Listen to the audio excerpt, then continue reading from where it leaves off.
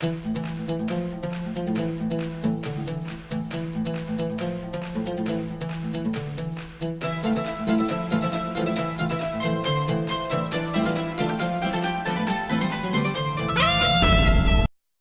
this is Tanya Sindhi from Edu TV. Today I am with a person who doesn't need any introduction in the education fraternity. I'm sitting with Dr. Raj Singh, who is currently the Vice Chancellor of Ansal University, Gurgaon, Haryana, India, and is a very famous Asian edupreneur. Sir has got about 37 years of experience in the education fraternity. Dr. Singh, I would request you to please tell us your journey as an educationist, please. Well, if I talk about my early life, I belong to a small village in South Haryana, and I had my initial schooling in a government school in Haryana, and after my pre-university, which is 11th class in your common parlance, I started working with Indian Air Force. I was about 16 and a half years of age at that time, and joined Air Force, did my training in Chennai. At that time we used to call it Madras.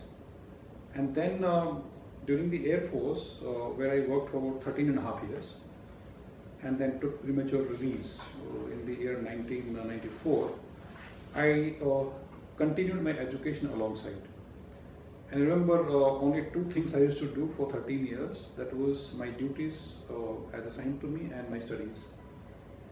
So I did my graduation in a distance learning mode, then I did my master's in economics.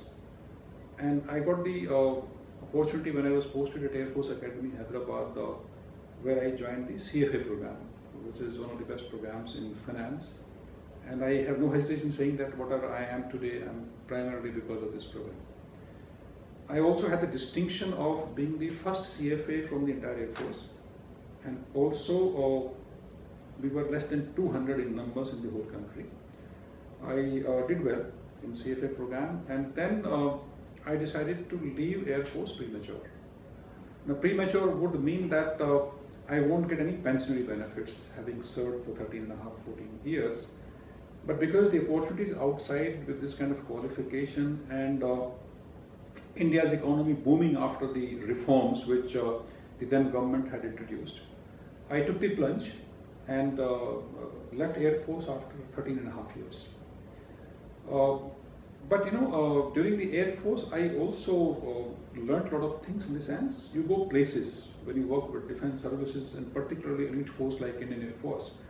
You meet different kind of people and the kind of exposure you get which normally you don't get in other services. Otherwise, coming from a small village, from a family of 7 siblings and primarily agriculture dominated kind of economy, it becomes difficult for you to excel in academics. Not because you do not have the talent, but perhaps the environment which you need is not present. I remember when I was in school, we didn't have electricity in our village. So we used to study in a kerosene lamp light. We didn't have water supply in our village. We didn't have roads. And I remember my mother used to fetch drinking water from long distance. This is how we lived the initial life during the schools. And because my father was the only earning member, we had to support him as well. So I remember in my 10th class, I used to go to the fields where we had agriculture fields.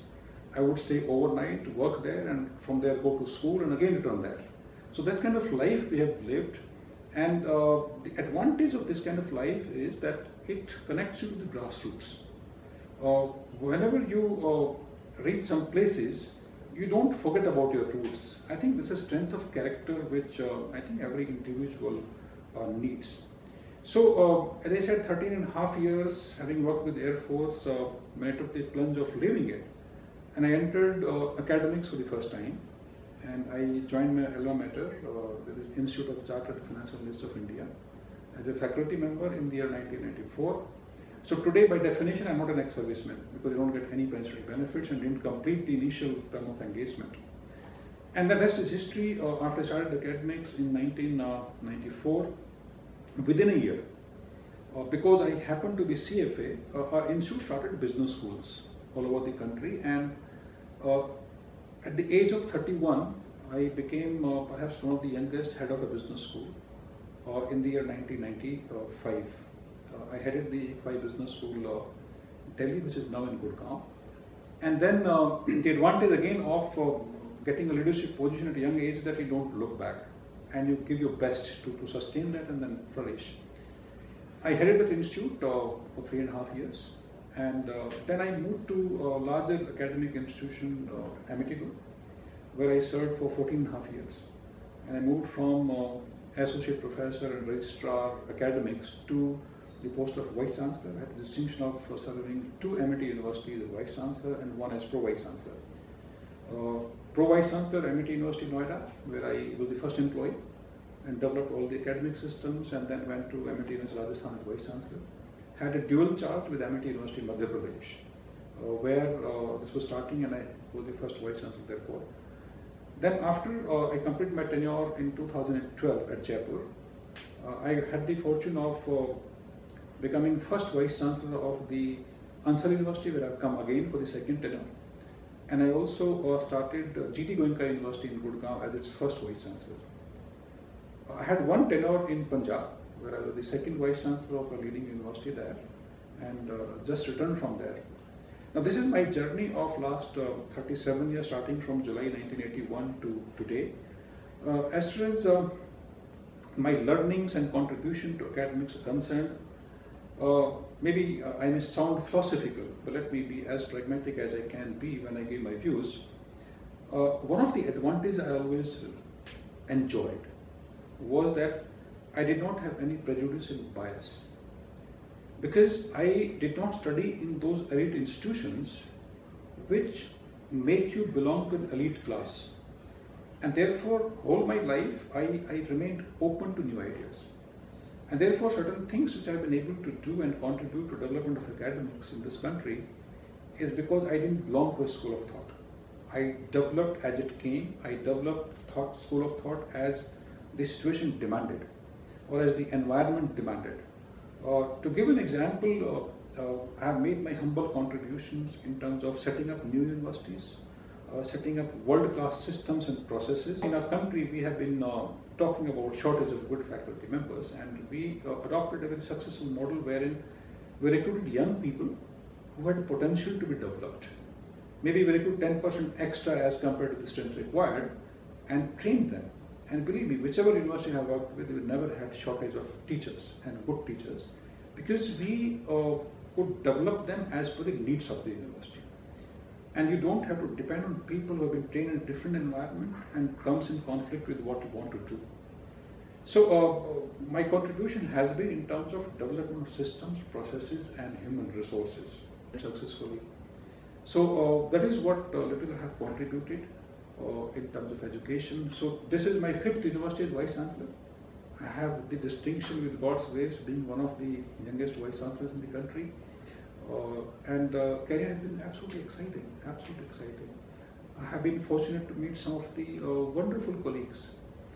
And if I have to summarize what I should be known as, I should be known as someone who like a mirror, reflects the light of the colleagues and students who are around you, like candles, that's the best thing I can do as a leader.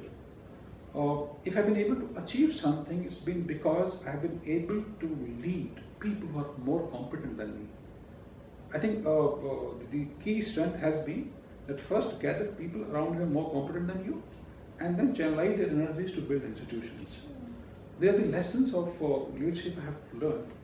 One of my gurus told me, and I must write this story to end, there are some people who can run an organization. That somebody comes and teaches something and you are awarded something at the end of some years. You don't know what. The second way is that you can manage an organization. Managing means you are able to recruit people who are more competent than you, and then you lead an organization. When you are able to use these people who are more competent than you for the benefit of the organization. So this principle has really paid me in my life. So my message to the youngsters would be that don't look at the past, and if you look at the past, look at it only to learn where you excel. But as for the future is concerned, it's in your hands. Never regret on the past that if I was born in so-and-so family, I could have done this, or if I had this money, I would have done this. I think it's the future you should look at.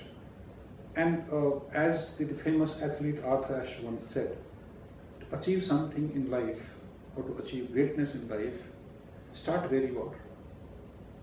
Use what you have, but most importantly, do what you can. I think this is the message I'll give, and I've followed throughout my life. And with God's grace, whatever success I have achieved is because of this principle. Thank you so much.